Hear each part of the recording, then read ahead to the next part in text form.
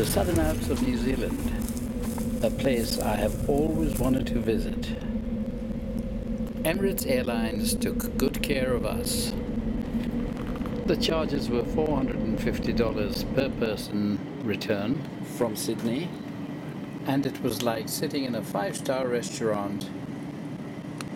Scrumptious food, a variety of drinks, lots of dessert, and this was just the beginning. At Christchurch, we picked up a 6-berth camper van that had all the requirements for camping.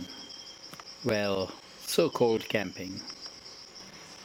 The cost of the camper van was $1,700 for 9 nights and unlimited kilometers. I thought that was quite reasonable.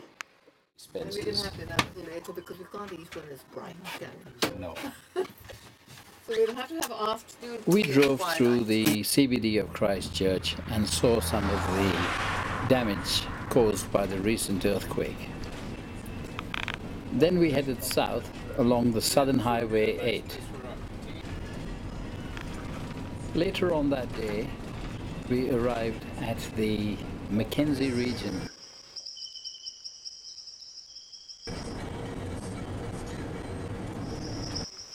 Where we were welcomed by the lupins at Lake Takapo.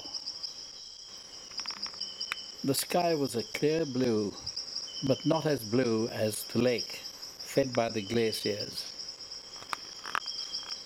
And here I have a small tribute to the lupins.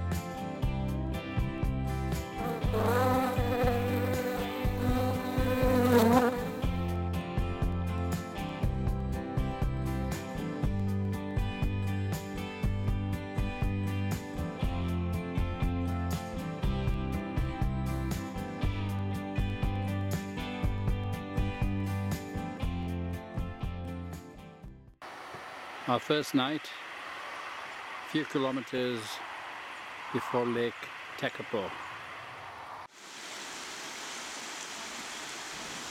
We drove into the Hooker Valley, and at the base of Mount Cook we spent 2 days.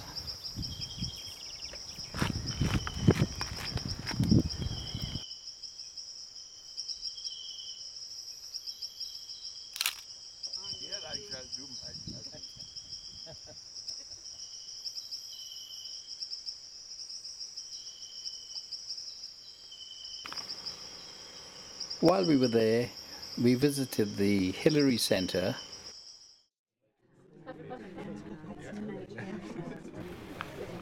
I'm sure the center motivated us to climb up to the 2 glaciers, the Muella and the Tasman.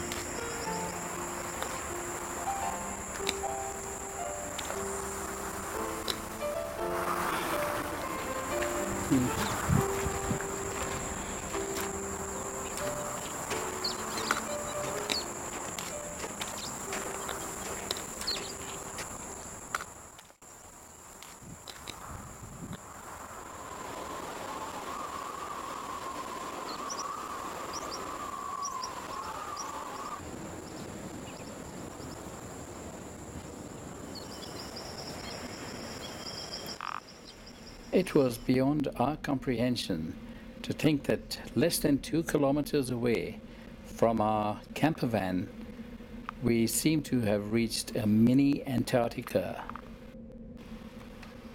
The temperature was 25 degrees Celsius, and we were watching the glaciers and the icebergs.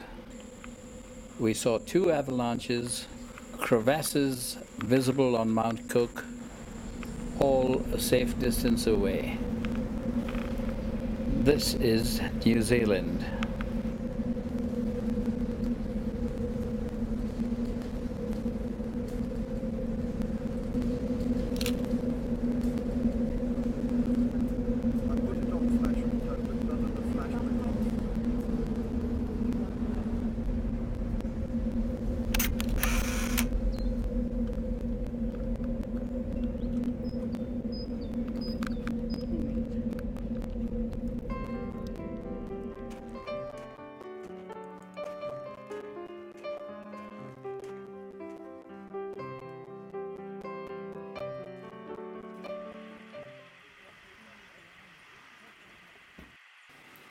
Well, we've had a jolly good time at the Hookah Valley, but it's not the end of our holiday.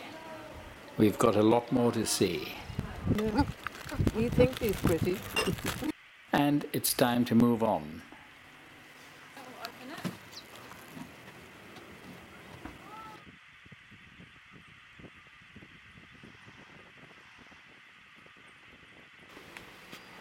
Now, with the Mount Cook National Park behind us, we meander on towards Twizel,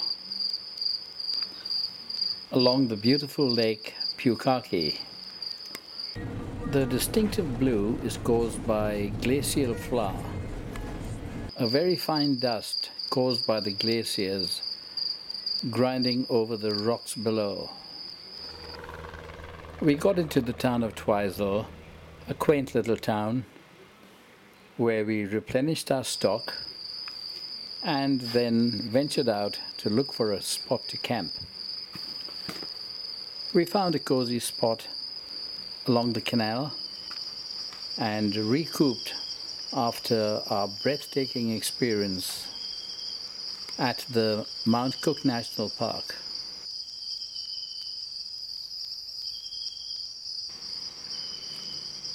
The next day, we set off towards Oamaru on the eastern coast. We went via the salmon hatchery and had a chance to feed some of these giants. On the drive down south, we discovered some ancient Maori rock drawings. The Maori defeated the original tribes in New Zealand and took over the land about 800 years ago.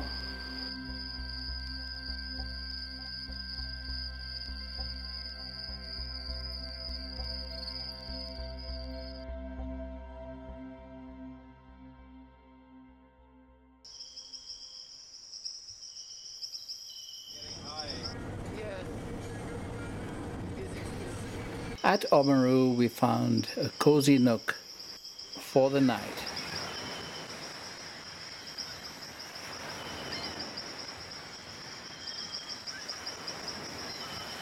The other picnics are in that tree somewhere.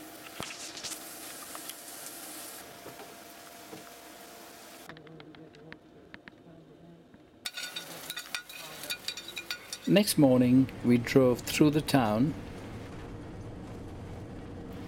with immaculate old buildings, very well preserved and spotlessly clean all over.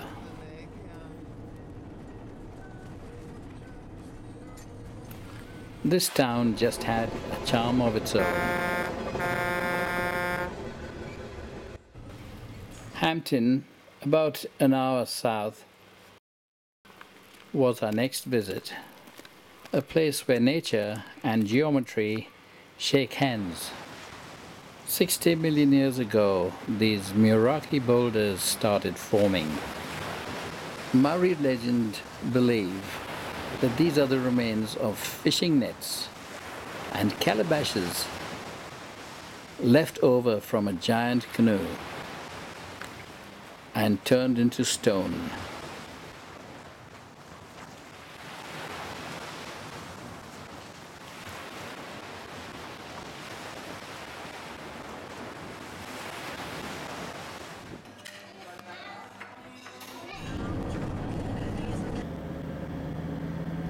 To save the drive for tomorrow. Yes, because I mean there's a lot to see in Christchurch too. We then drove on past Timaru and camped at the side of the Oifi River, where the trout were most unobliging. And this was sadly our last camp. I think our travel costs were very affordable. We paid for one stay at Christchurch, and at the Hooker Valley a fee of $10 per person applied. Considering we were at perhaps one of the most beautiful and pristine parts of the world, incredibly cheap. I do hope this video has been of some help and given you some tips if your next plan is New Zealand.